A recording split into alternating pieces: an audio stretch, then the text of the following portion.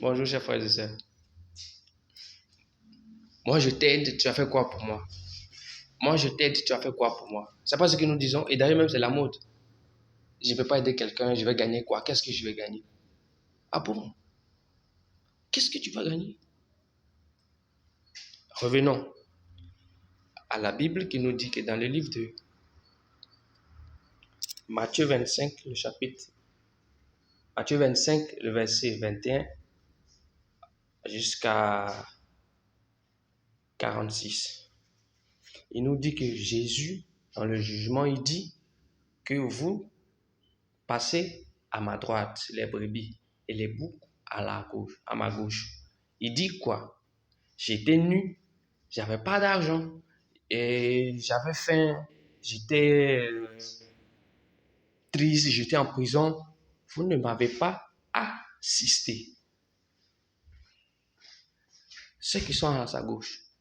Et il a dit, si vous lisez le verset, vous comprenez que déjà ceux qui sont à la droite, il a déjà expliqué qu'ils l'ont assisté, mais eux, ils ne savaient pas à quel moment ils l'ont assisté. Donc, alors, lorsque nous sommes en train d'agir, lorsque nous sommes en train d'assister les autres, comment est-ce que nous devons comprendre que en aidant une personne, on ne va pas voir notre semblable?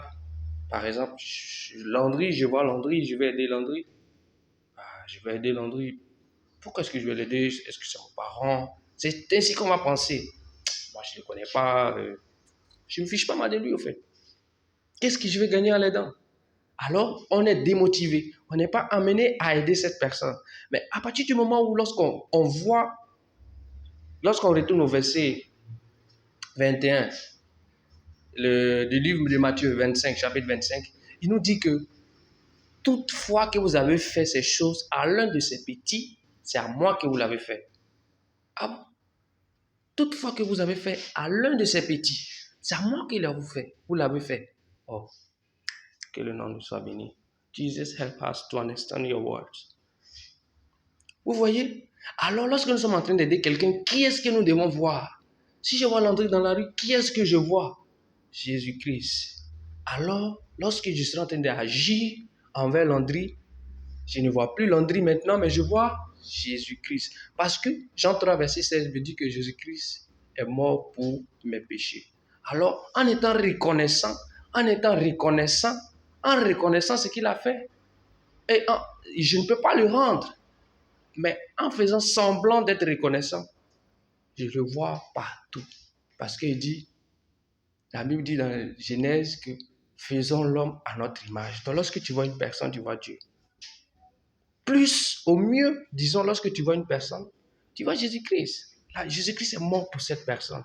Alors, lorsque tu vois une personne qui est démunie, une personne qui est dans une situation un peu, je dirais, un peu délicate, une personne qui a besoin d'aide, lorsque tu vois la personne, tu vois Jésus-Christ. Tu vois Jésus-Christ. Parce que Jésus-Christ dit, gardez-vous de faire le bien, quelles que soient les circonstances, parce que même une seule goutte d'eau vous avez donnée à quelqu'un, en mon nom, à cause de moi, vous serez récompensé. Waouh! Que le Seigneur nous aide, mes chers frères et sœurs. La Bible dit dans l'Apocalypse que, dans le livre de Matthieu également, que vers la fin des temps, la charité des gens va se refroidir. Les gens n'auront plus envie de faire le bien. Les gens, ils vont se sentir tellement déçus qu'ils ne vont plus vouloir aider. Faisons attention. Mais la Bible continue pour dire que ceux qui persévéreront seront sauvés. Dans cette situation de refroidissement de charité, ceux qui persévéreront, c'est-à-dire ceux qui continueront à faire le bien à cause de Jésus, à cause de Jésus-Christ. Si nous sommes chrétiens, Jésus-Christ doit être le centre de toutes choses que nous faisons. Il y a les chrétiens, il y a les religieux. Pour ne pas nous lancer dans un autre débat, que le Seigneur nous aide.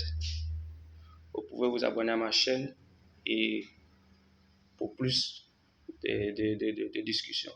Que le Seigneur nous aide au nom de Jésus-Christ. Amen.